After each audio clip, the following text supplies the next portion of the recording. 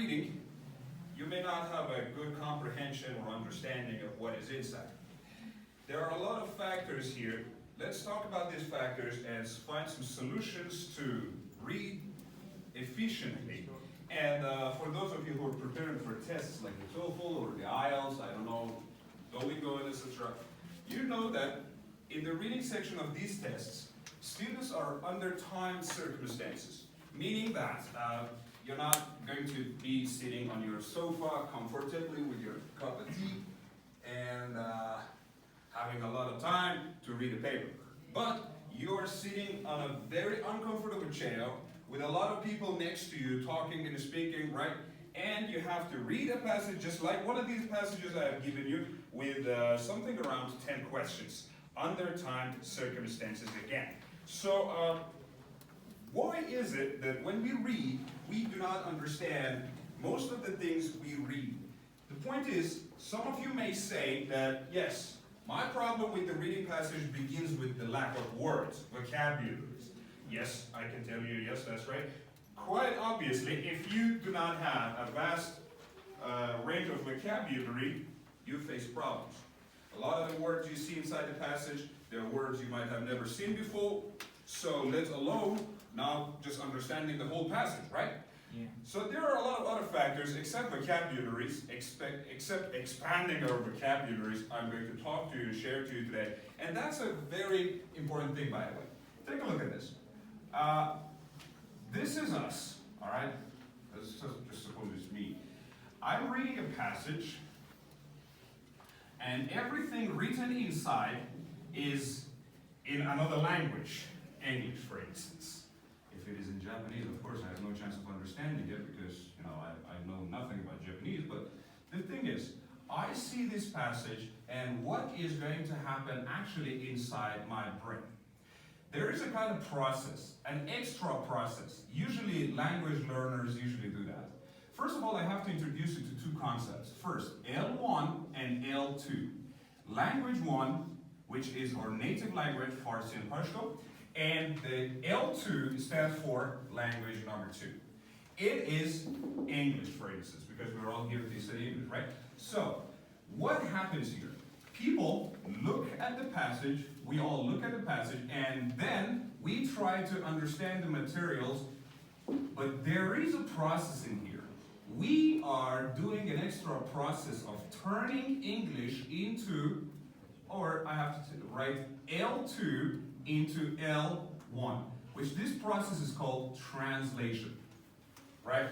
Every time we read the passage, every time we look at vocabularies arranged together to form a sentence, we look at something in L2, language 2, which is English, right? L2 stands for English for today.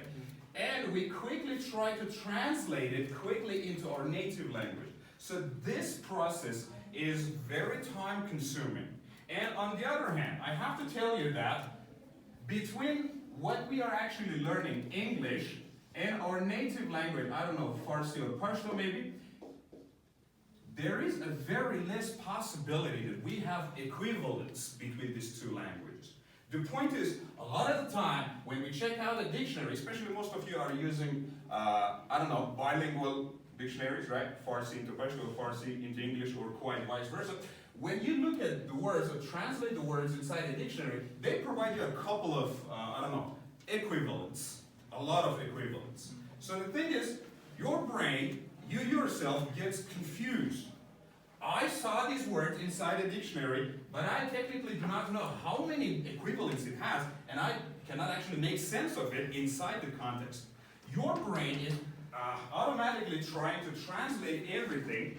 Language may not fit the context. You might see a word which you think you know that what it means in Farsi, but the thing is, the context may suggest something else. So here, we might have a very huge misunderstanding of the passage. So all I'm trying to tell you today is to avoid translating. But how can we actually do that? How can we start reading everything in English and stop involving our L1 into L2? What I'm saying is something very clear. Not using our native language when we are learning L2, right? So, in this case, I have to tell you that there are some techniques. The very first technique I have to tell you about, stop translating, is technique number 1 to avoid translating is overloading.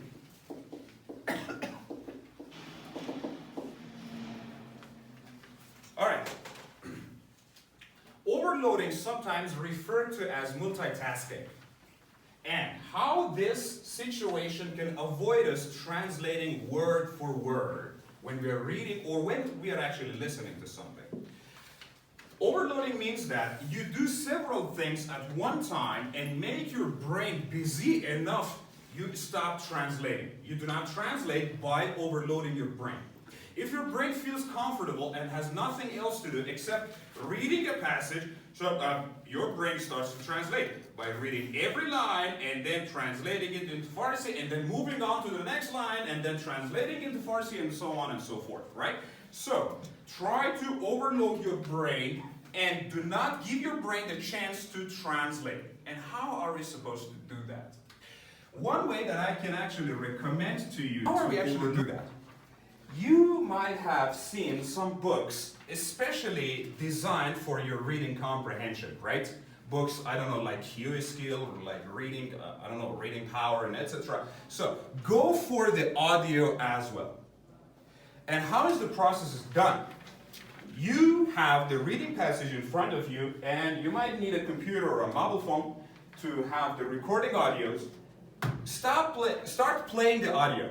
And quickly follow the lines. Listen carefully to the audio while you're reading. So you know what happens here?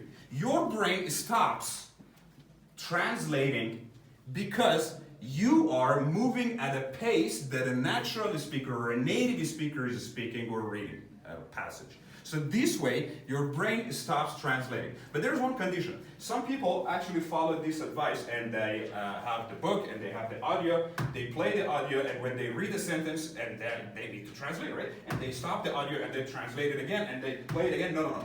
All I'm saying is that play the audio, just see how a native speaker reads a passage. Just follow the lines, and I'm pretty sure that in your first attempts, you might not understand the whole passage. You might have a clear understanding of 30 or 20% of part of the passage, but that is completely okay.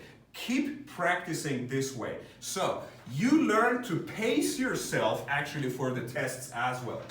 There's one other problem that overloading can actually solve that. That is called pacing your reading. Pace means at what speed should I read?